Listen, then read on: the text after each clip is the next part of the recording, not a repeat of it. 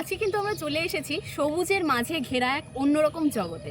এসেছি ড্রাগন বাগানে। হ্যাঁ, আমাদের বালুরঘাট থেকে একটু দূরে আছে সেই ড্রাগনের বাগান, যেখানে কিন্তু অনেক বড় জমি জুড়ে চাষ হচ্ছে ড্রাগনের গাছ, মানে ড্রাগন ফল আর কি চাষ হচ্ছে। আর সাথে কিন্তু ড্রাগনের পাশাপাশি কিন্তু আরও অনেক ধরনের ফলেরও চাষ হচ্ছে এখানে, যেমন ধরো মালটা বা হচ্ছে বেদানা, ডালিম, এরকম বহু গাছের কিন্তু সমারোহ এখানে আছে।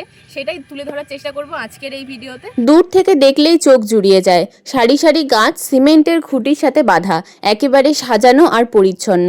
প্রতিটা গাছেই ভরে আছে ফল আর ফুল। ড্রাগন ফলের সেই অনন্য রং আর আকৃতি যেন প্রকৃতির নিজস্ব এক শিল্প। ড্রাগন ফল শুধু দেখতেই সুন্দর নয়, এর পুষ্টিগুণও অনেক। শরীরের জন্য ভীষণ উপকারী এই ফল। ভিটামিন, অ্যান্টিঅক্সিডেন্টে ভরপুর, যা শরীরকে সতেজ রাখে আর ইমিউনিটি বাড়াতে সাহায্য করে। গাছগুলোও বেশ আলাদা ধরনের। ক্যাকটাস জাতীয় হওয়ায় খুব কম জলেই ভালোভাবে বেড়ে ওঠে, তাই চাষ করাও তুলনামূলক সহজ। সব মিলিয়ে জায়গাটা ছিল একদম শান্ত, সবুজ আর মন ভরানো এক অভিজ্ঞতা। হালকা বাতাসে গাছগুলো দুলছিল, আর তার মাঝে ফুটে থাকা ড্রাগন ফুলগুলো দেখতে একদম অন্যরকম। রাতে নাকি এই ফুলগুলো আরো বেশি সুন্দর লাগে।